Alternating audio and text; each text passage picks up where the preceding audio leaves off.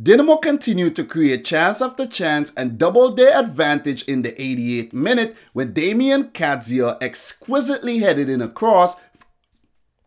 What's up, Rich Squad? Welcome back to the channel. It's your boy Dominic Rich, and if you're new around here, consider hitting the subscribe button and click the little bell to become part of the notification squad. I'm here to give you my review of week 12 of the Hrvatski Telekom Prva Liga. I did not do a prediction video for that because I was really caught up last week, and I have now decided to include the prediction for the week 13 matches in this video at the end, so you will have to wait if you want to know who I think is gonna win, lose, or draw in round 13. And that will be the format going forward because, guys, it's really hard work putting out 2 videos every single week for the Hrvatski Telekom Prva Liga when hardly anyone is actually watching. So I hope you understand, but let's move on. In match number 1, bottom place Rudeš lost to the high-flying Lokomotiva in a match which finished 4-0. In last round's fixture, Rudeš was leading Osijek at halftime but ended up losing 4-1. In this match, the game was still scoreless at halftime, but once again, Rudeš had the second half blues and conceded 4 second-half goals. Rudeš somehow survived the first 45 minutes, but Lokomotiva came good in the 59th minute when Luka Ivanušec scored from outside the box. Then 10 minutes later, Dejan Radjanic tapped one in from a cross to make it 2-0. Ivan Krstanovic headed in a cross from Ivanušec in the 73rd minute, and Krstanovic finished off Rudeš when he tapped into an empty net from another Ivanušec cross. Fun fact for you guys, fun fact. Ivan Krstanovic has now scored 81 goals in Croatian top flight football. He now sits at number 10 on the all-time leading goal scoring charts. With this loss, Rudeš remains at the bottom of the table on 2 points and will face Rijeka on the road in their next match. With this big win, Lokomotiva move up to second on 24 points and will host Istra 1961 in their next fixture. For match number 2, Gorica got their revenge after losing to Inter early on in the season. The match finished 3-1 to give the away team 3 wins in a row. Inter did open the scoring in the 10th minute when Komnen Andrić scored a lovely back heel. Gorica equalized in the 32nd minute when Matija Divonikovic easily tapped in a cross from Atimwen. Then 12 minutes later, Atimwen scored one of the best goals I have seen this season when he beat the Inter goalkeeper from about 25 yards out. The highly impressive Gorica would go on to seal the win in the 49th minute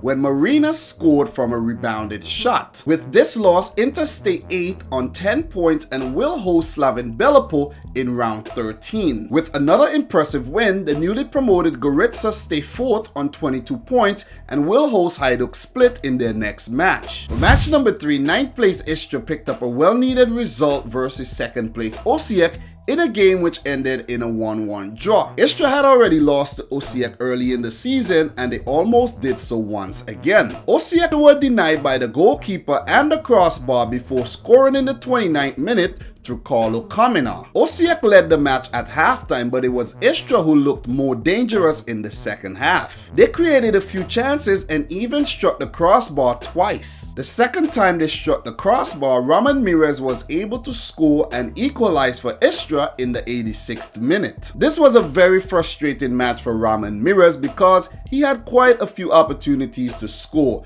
He now has 7 goals in the league and most of the top of the goal scoring charts.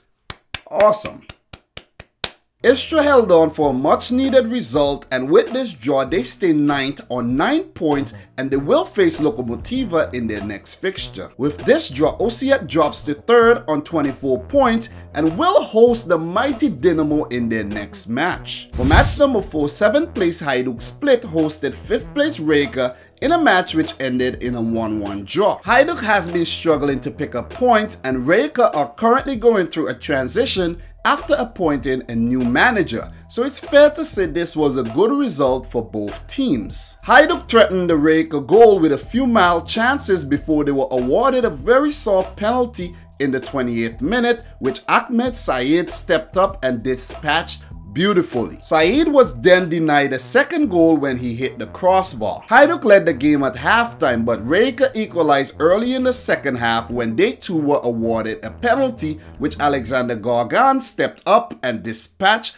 beautifully as well. Both teams created quite a few chances, but none were able to break the deadlock and had to settle for 1 point apiece. With this draw, Hajduk stays 7th on 12 points and will face Gorica in their next fixture. With this draw, Rijeka remains 5th on 18 points and will host bottom place Rudeš in their next match. For match number 5, 6th place Slaven Belupo lost to the league leaders Dinamo in a 2-0 affair. In 70 games between each other, Dinamo has only lost to Slaven on 6 occasions, twice in the last 10 years. So I expected nothing less but a win. Dinamo are coming off a very impressive come-from-behind victory versus Spartak Trnava in the Europa League and are still unbeaten in the HNL. Bielitsa rotated his 11 once again, and he's been getting it right every single time. He played a 4-4-2 formation with Budimir and Petkovic up top, with Shitum and Kadzio on the wings. He had Ademi and young Nikola Moro in the midfield, with Musa, Theophil Catherine,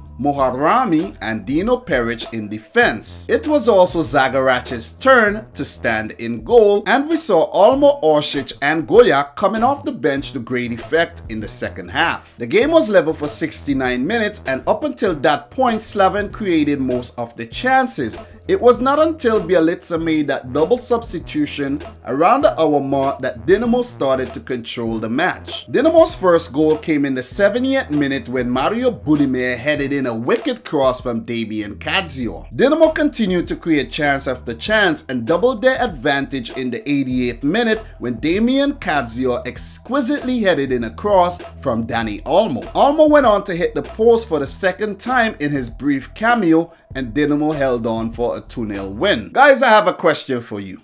Do you think that Dinamo can go unbeaten in the HNL this season? Just by the way they are playing, it is quite possible.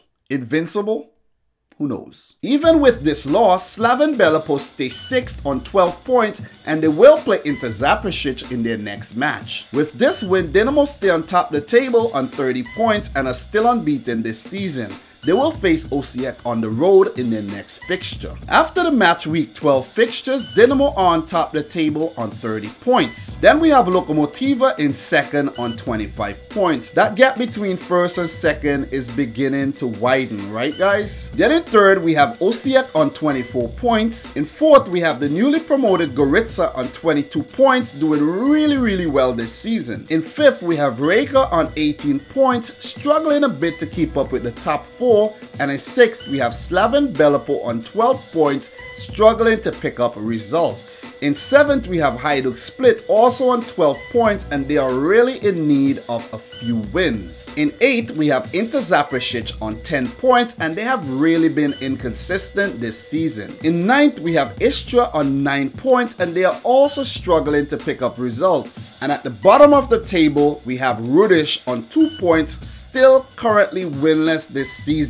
They have only picked up 2 draws, and the way they are going right now, they are doomed for relegation. It might not be a bad thing for the club though. So guys, now that I have given you my review for the match week 12 matches, I will give you a brief prediction for round 13. For the first match, we have Lokomotiva versus Istra. These two teams met in round 4 and Lokomotiva defeated Istra 2-1. My prediction for this match, I'm going to go for a 3-1 victory for Lokomotiva. Guys, what's your prediction? Let me know down below. These matches are really hard to predict because you never know if Istra might pop up or they might just not show up in the match at all. For the second match, we have Gorica hosting Hajduk Split.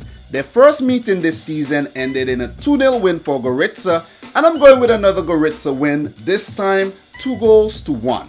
What's your prediction? Also let me know down below. Then Osijek hosts Dinamo. Their match early on in the season ended in a 2-1 win for Dinamo. In this match, I'm going to go for a 1-0 win for Dinamo. They're going to barely scrape it because Osijek, I think they are a really good team. But with that said, the game could also end in a draw, or who knows, Dinamo might pick up their first loss of the season, but I don't think so. Knock on wood. For match number 4, we have Inter hosting Slaven. Slaven won the earlier fixture between these two teams in a match which ended 2-1. So for this match, I'm going to go with oh man, this one is really hard to predict. It's hard. I'm going to go with a 1-1 draw. 1-1 draw. What do you say, guys? What do you say? Let me know down below. And for the last match, Rijeka hosts Rudeš. The first match this season ended in a 2-1 win for Rijeka. This time around, I'm going to go for a 5-1 thrashing. You know, Rudeš has been horrible. Conceding 4 goals in their last 2 matches. I think they're going to concede a lot more in this one. Not a lot more, but I think they're going to concede 5. What's your prediction for all 5 round 13 matches, guys? Let me know down below. Let me know if you like the new format, because guys, I could only afford to throw out 1 video a week these days because I'm having a new baby, okay? Remember that I'm having a son, so I'm really strapped for time these days. So if you're new around here, consider hitting the subscribe button. Smash the thumbs up button. Let me know your thoughts in the comment section down below. And until next time, peace out. Rich Squad. Hrvatska. Guys, don't forget to share the video. Share the videos anywhere you can, okay? Come on. Help a brother out.